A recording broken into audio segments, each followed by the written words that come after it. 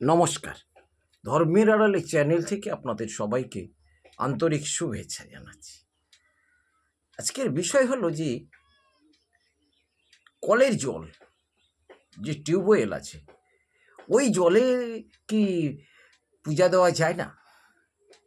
বেশ, আধার জমি একাই আমি খুঁজি গো তোমায়,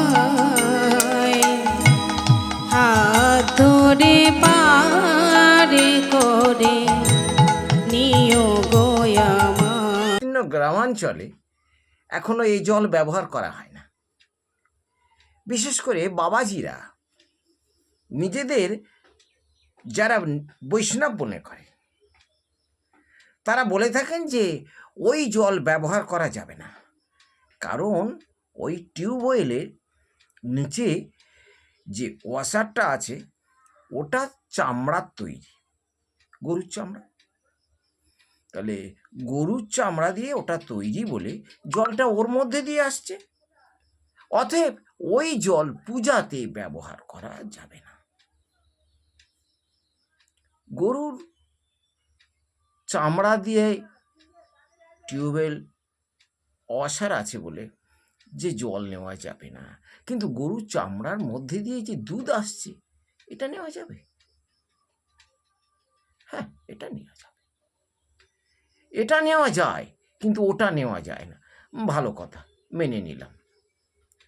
ওই বিস্তীর্ণ গ্রামাঞ্চলে দেখবেন যে মহাপ্রভু বা শ্রীকৃষ্ণ ঠাকুর বৈষ্ণবরা বাড়িতে বাড়িতে নিয়ে একটা বিশাল ব্যবসা আছে, ওখানে নিয়ে যায় এবং ওখানে সমস্তটা পুকুরের জলে রান্না হয়, কলের জলে হয় না। ঠিক আছে, কিন্তু একটা কথা কি আপনারা ভেবেছেন, যে চিনিটা রান্না হচ্ছে, যে চিনিটা দিয়ে রান্না হচ্ছে, সেই চিনিটা কি জল দিয়ে তৈরি হচ্ছে? যে বাতাসা দিয়ে পূজা হচ্ছে সেই বাতাসাতে তো জল দেওয়া হচ্ছে নাকি হচ্ছে না? যে মিষ্টিটা তৈরি করা হচ্ছে সেই মিষ্টিতে জল দেওয়া হচ্ছে নাকি হচ্ছে না? এইরকম বহু জিনিস আছে যা জলের মাধ্যমে তৈরি হয়, জল না দিলে তৈরি হয় না। আচ্ছা, তাহলে কি ওরা সব পুকুরের পচা জল নিয়ে তৈরি করছে? যখন একটা দোকানদার বাতাসা তৈরি করছে, বাতাসাতে কি ওই পুকুরের পচা জল দিচ্ছে? কলের জল নেওয়া যাবে না দিচ্ছে? ছানার মিষ্টি যখন তৈরি করছে সেখানেও কি পুকুরের পচা জল দিচ্ছে? আরও বিভিন্ন যেসব খাবার তৈরি হচ্ছে যেগুলো পূজাতে দেওয়া হয় সেগুলো কি পুকুরের পচা জল দিয়ে হচ্ছে? টিউবওয়েলের জলে ব্যবহার করা হচ্ছে না?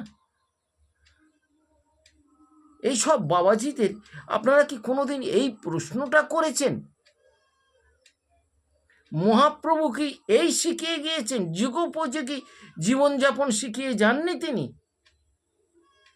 তার আগে যে জীবনযাপন, যে আদিম সমাজ ছিল, সেই আদিম সমাজের মানুষ কি মহাপ্রভু ছিলেন? ওই বাবাজিদের একবার জিজ্ঞাসা করে দেখুন না, এরা কি উত্তর দেয়। দেখবেন লেজে গোবর হয়ে পালাতে পথ খুঁজে পাবে না। ওদের আপনারা প্রশ্রয় দেন বলে ওরা কুসংস্কারকে পুষে রেখেছে। রাধা রমন মদন